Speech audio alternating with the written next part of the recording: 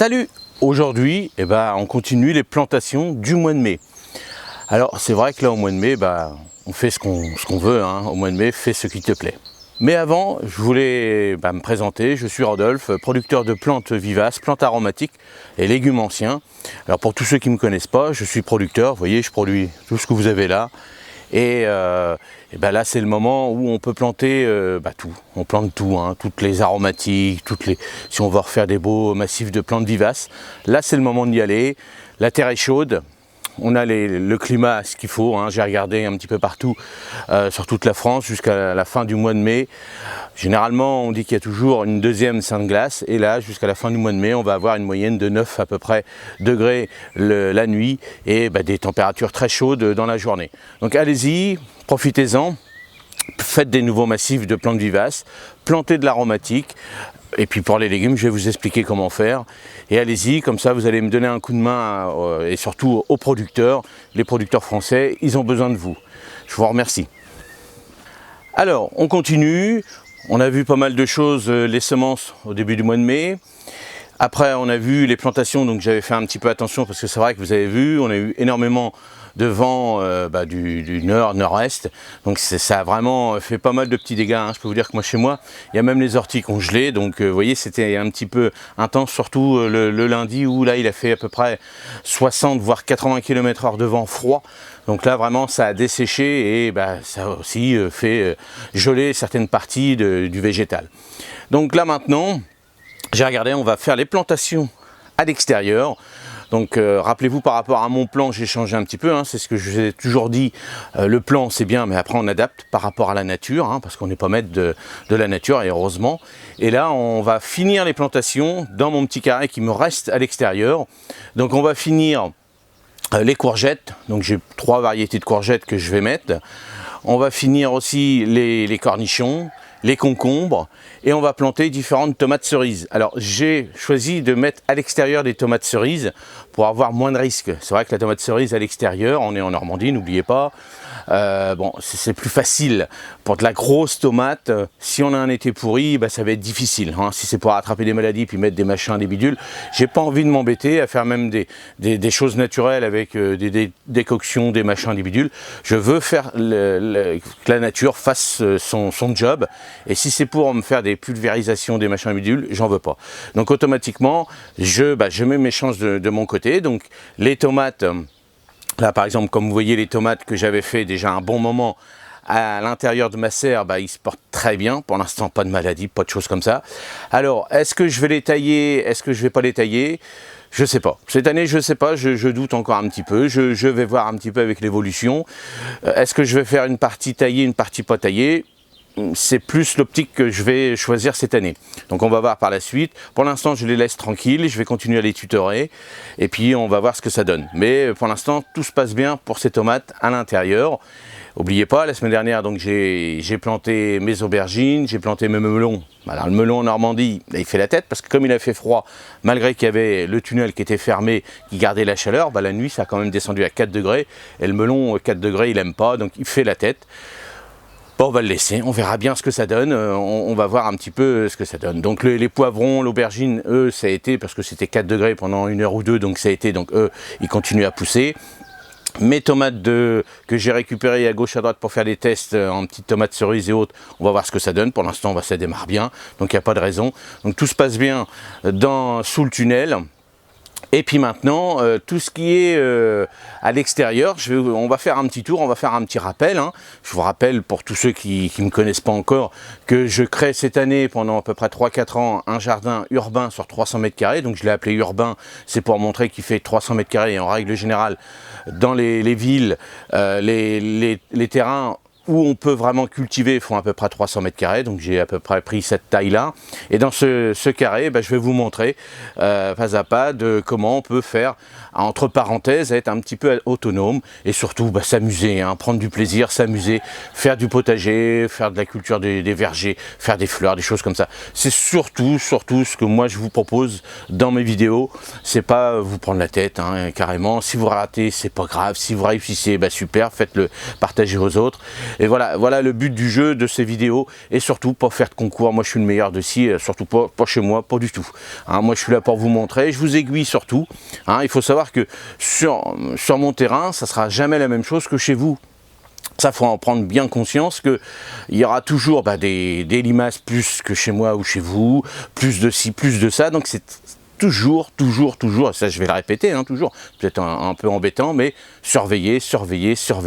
Donc là, on est au mois de mai, les chaleurs sont là, l'humidité le matin, alors surtout en Normandie, surtout dans le nord de la France, l'humidité, la chaleur.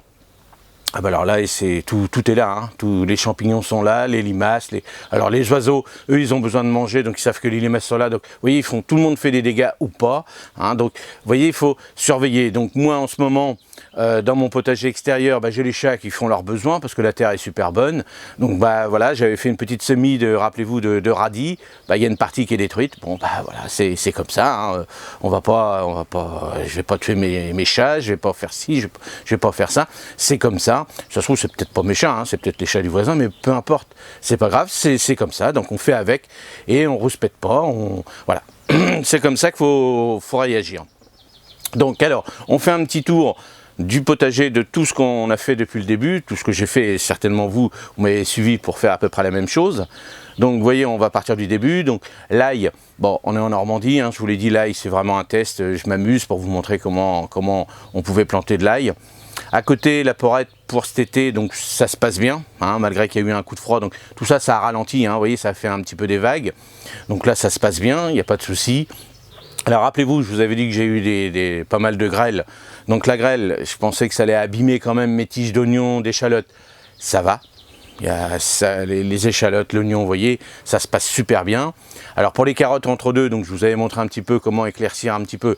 J'en ai fait un tout petit peu, mais je laisse les autres pour récupérer des petites carottes que je veux faire en bâtonnet, hein, pour faire directement cuire comme ça dans une poêle ou à croquer comme ça. Hein, et puis à faire à mesure que j'en prendrai, ils vont s'éclaircir. Et puis les dernières seront plus grosses pour cet été. Donc après, vous voyez, j'ai toujours du mal avec mon autre côté. Donc il y a les oignons blancs, les petits oignons jaunes. Là, c'est des petits tests, hein, que j'avais fait. Ça se passe bien, mais vous voyez, il y a des trous entre deux. Parce que entre les oiseaux, les autres, les insectes, les machins, les bidules, tout le monde s'est un peu amusé. À m'embêter, certainement. Mais bon, moi, ça ne me dérange pas. Et à côté, vous voyez, toujours ce côté, donc le trou pour les chats qui m'ont fait leurs besoins. Donc je vais réparer ça. Et après, à côté, toujours le même problème avec mes petites salades. Donc là, ça commence à aller mieux. Vous voyez, j'en ai déjà commencé à en manger un petit peu. Le petit mesclin qui avait pas poussé, qui avait mal poussé, qui avait pas envie de pousser, donc il pousse pas. Alors je le laisse. Alors ça fait pas une ligne très propre, mais c'est pas grave. J'en ai mangé. Alors l'avantage du mesclin, c'est que vous avez ce petit goût de noisette, ces différents goûts un petit peu acides, un petit peu sucrés. Donc vous voyez, ça c'est des petites salades qui ont du goût. Enfin, on va manger de la salade qui a du goût. Et donc à côté, vous voyez les autres salades. Donc les dernières que j'ai plantées pour l'instant, il n'y a pas de souci. Les choux-fleurs, ils ont morflé un petit peu, hein. Il y en a qui sont partis, il y en a d'autres, j'avais retrouvé une tête qui était cassée, donc bon voilà, c'était difficile. Donc entre deux, rappelez-vous, j'avais semé des poireaux.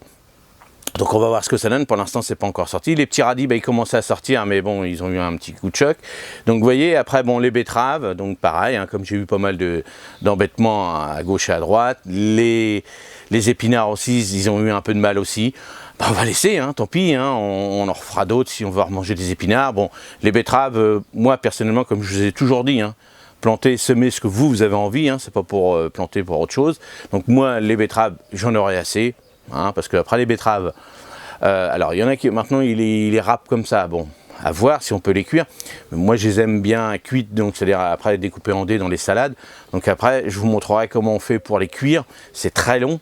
Donc vous voyez, bon voilà, si vous avez un petit maraîcher à côté, vous n'avez pas trop de place pour mettre de la betterave et vous voulez mettre autre chose, voilà, la betterave c'est quelque chose qui sème rapidement, qui pousse rapidement.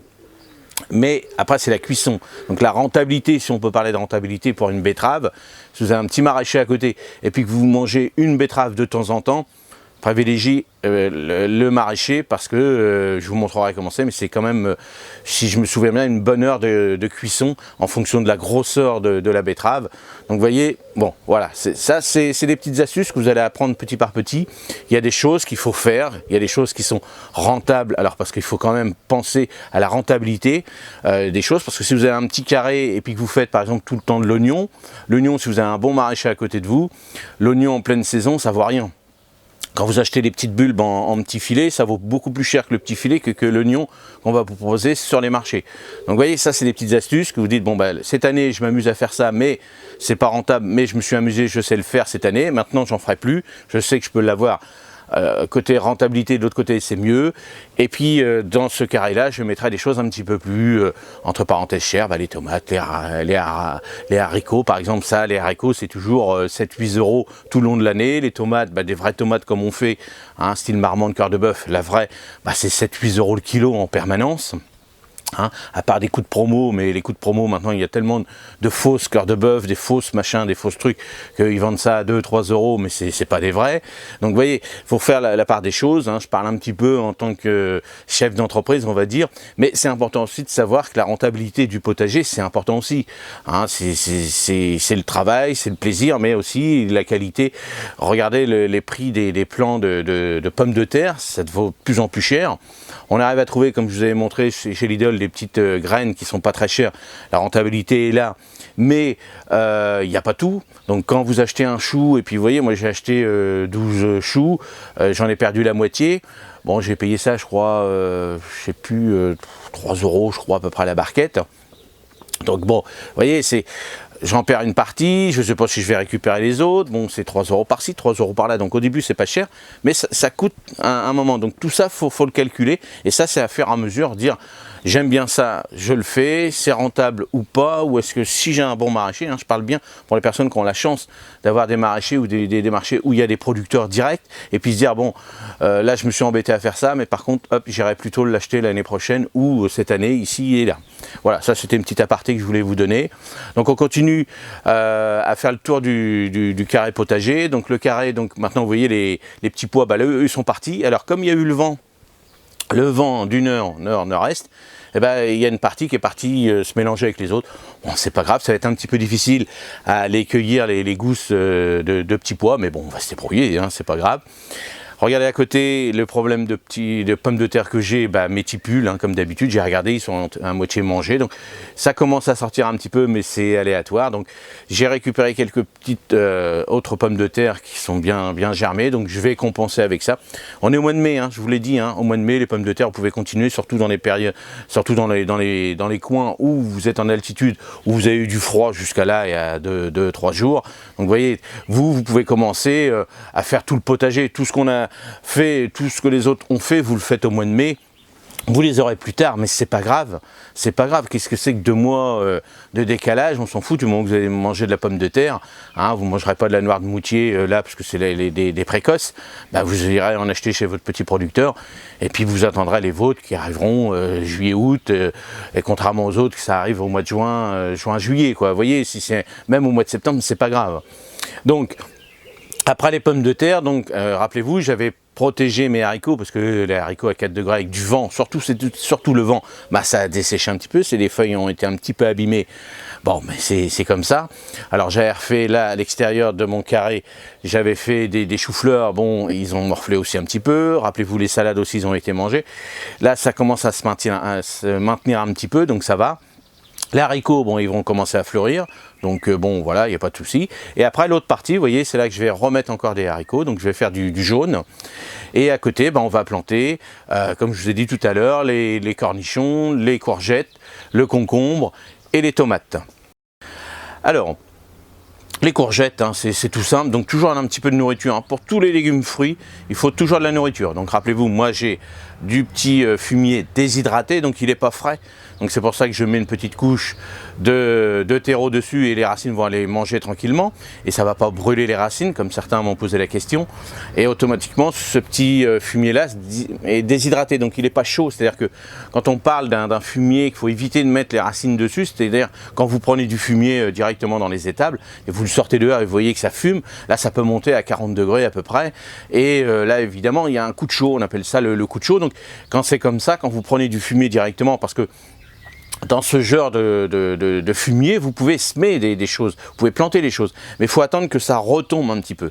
Donc on laisse à peu près, en fonction du temps, à peu près une dizaine de jours, où là il fumera moins et il va descendre en température. Donc si vous avez la chance d'avoir un petit thermomètre, même un quelconque, normal, vous mettez dedans, et il faut qu'il reste à 18-20 degrés. Et là vous pourrez planter directement dedans tout ce qui va être les courges, des choses comme ça, qui eux ont besoin énormément de nourriture. Bien souvent on dit, j'avais remis dans mon compost avec mon fumier des graines et c'est reparti, parce que dans ce milieu-là, eux, ils ont tellement besoin de nourriture que vous pouvez planter, si vous voulez, des grosses courges, vous savez, les grosses courges d'Halloween ou du butternut ou des choses comme ça. Là, vous mettez directement dans un tas de fumier comme ça, vous allez voir, pouf, ça pousse, c'est énorme. Bon, voilà, bon, après, il faut avoir la chance d'avoir du fumier, d'avoir un tas de fumier. Donc, n'oubliez pas, quand vous le sortez de l'étable, vous le laissez à peu près une semaine à 10 jours dehors qui redescendent en température, et là, vous plantez directement. Si vous faites de la plantation comme ça, pareil, vous laissez votre tas dehors, vous reprenez un petit morceau, vous mettrez dans vos trous, directement de vos tomates, de toutes les plantations. Alors, le fumier, on le met dans tout ce qui est, on va dire, légumes, et pas bulbes. Vous voyez, tout ce qui va être bon.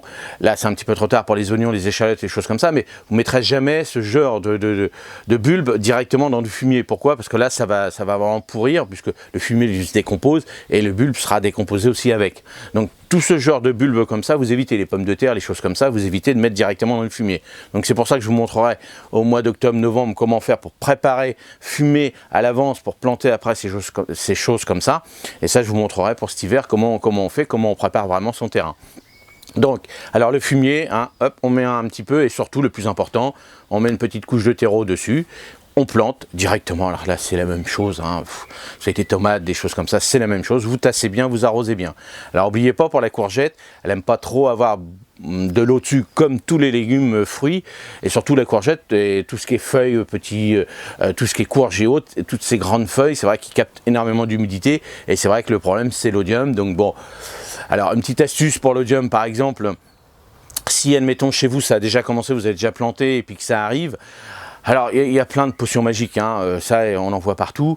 Bon, moi le plus simple, ce que je fais, c'est je mets 10% de lait. Alors, du lait entier, c'est le meilleur, ça sent un petit peu, mais c'est le meilleur, du lait entier. Vous mettez 10% dans 1 litre d'eau et vous pulvérisez dessus ce cocktail pour éviter justement le lait.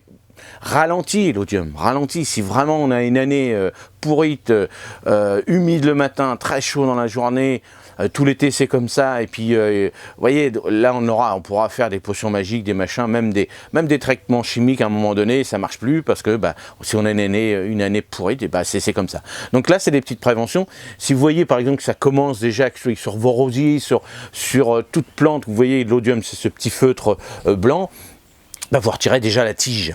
Alors quand vous les retirez, vous ne coupez pas parce que c'est des champignons, donc ça tombe partout. Donc vous les retirez, prenez un petit seau, un truc comme ça, hop, vous coupez, vous mettez ça dedans, et ça vous le brûlez.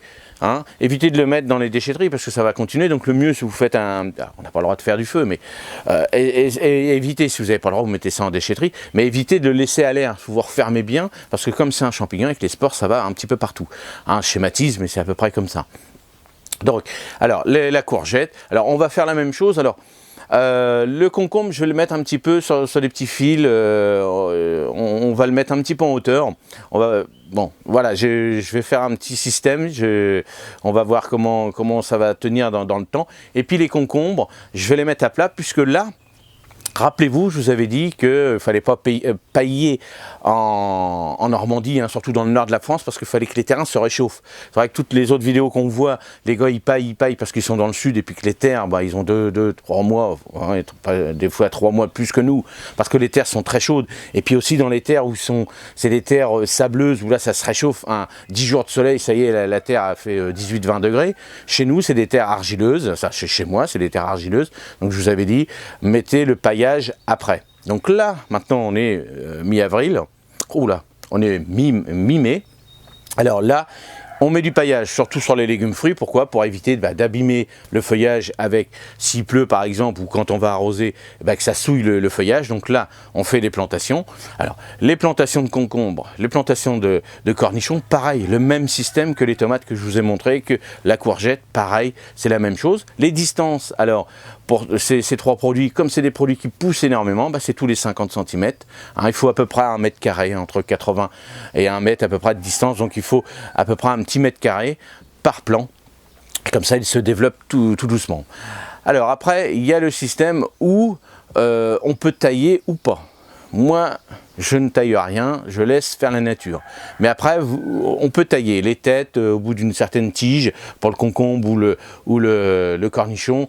Une tige, on coupe la tête, ça fait 2 tiges et puis ça se développe. Moi, je laisse faire la nature. Voilà, parce que je ne veux pas faire de la production ou autre, je veux m'amuser, donc je laisse faire la nature. Moi, c'est des variétés simples que j'ai fait pour le cornichon, c'est des petits cornichons de Paris. Et donc voilà, donc vous voyez, bon, la plantation, c'est la même chose. Je vais les laisser au sol, sur le paillage, je vais vérifier. Si vraiment mes concombres sont attaqués par les limaces et choses comme ça, je referai peut-être des tuteurs ou des petits tipis ou des choses comme ça. Alors après, pour les plantations de tomates, comme je vous ai montré à l'intérieur, vous voyez mes tomates ils sont là-bas au fond, je vous ai montré comment faire. Donc là, je mettrai des tuteurs et je ne vais pas les attacher sur mes tiges, sur mes arceaux. Donc là, je mets des petits tuteurs. Alors les tuteurs, vous prenez ce que vous voulez. Et je suis en Normandie, donc là je vais les tailler un petit peu plus parce que en Normandie je ne vais pas les laisser partir dans tous les sens. Sous le tunnel on peut, mais là je vais quand même les tailler. Alors si vous avez, vous, dans vos coins où l'été, vous savez que l'été est très chaud, vous pouvez laisser sur les tomates cerises à l'extérieur 2 tiges principales. Et là, vous les tutorez ou vous mettez sur des fils. Vous voyez, il faut penser à la grosseur. Bon, les tomates cerises ne sont pas très grosses, mais quand vous avez des grandes grappes, plusieurs grandes grappes, ça commence à faire du poids.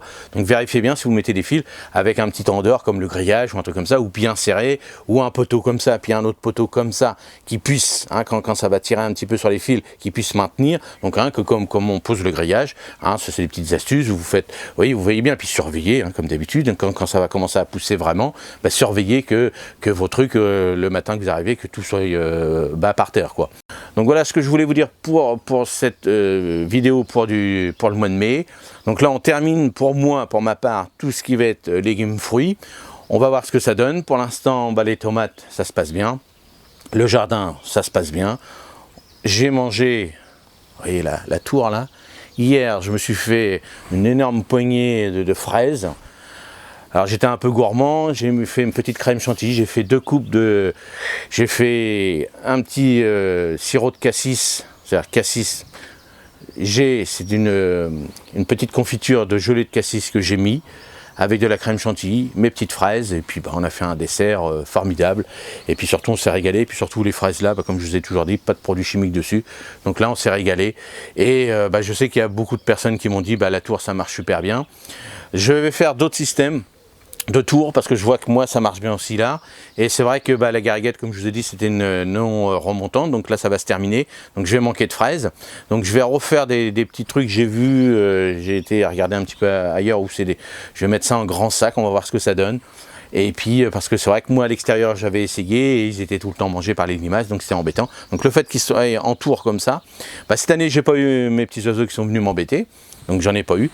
Je pense qu'en bas, tout en bas là, quand il y en a qui tombent un petit peu par là, il y en a qui sont mangés, donc ça je pense que c'est des petites souris, des petits mulots qui viennent se régaler, donc bon je laisse, je leur dis bon appétit. Et puis voilà, c'est ce petit système de tour et ça prend pas de place. Et dans le carré alimentaire qui se trouve à l'extérieur par là-bas, certainement je ferai un autre système vraiment pour faire les colonnes. Et on va voir, ça ce sera l'évolution pour le côté un petit peu verger, fruits, on va voir ce que ça donne par la suite. Donc voilà ce que je voulais vous dire, donc n'hésitez pas pour laisser des commentaires si vous voulez. C'est vrai que là j'en ai de plus en plus, là j'ai repris les marchés qui se passent très très bien, donc je remercie tous ceux qui sont venus m'acheter des produits chez moi et qui sont comme d'habitude super contents. Et donc n'hésitez pas, comme je vous ai dit en début de vidéo, d'acheter des plantes vivaces, des légumes, des aromatiques sur internet, sur le site, vous trouvez les liens en haut et aussi dans la description. Et n'hésitez pas à laisser les commentaires. Donc comme je disais, pour les commentaires, j'en ai de plus en plus, donc c'est difficile, donc je suis un petit peu décalé, un petit peu en retard. Mais bon, je réponds, il n'y a pas de souci. Et donc voilà ce que je voulais vous dire pour cette vidéo. Donc on se retrouve à mardi prochain, et surtout le plus important, j'ai vu sur mes marchés, il y a toujours quelques petits malins qui ne mettent pas de masque.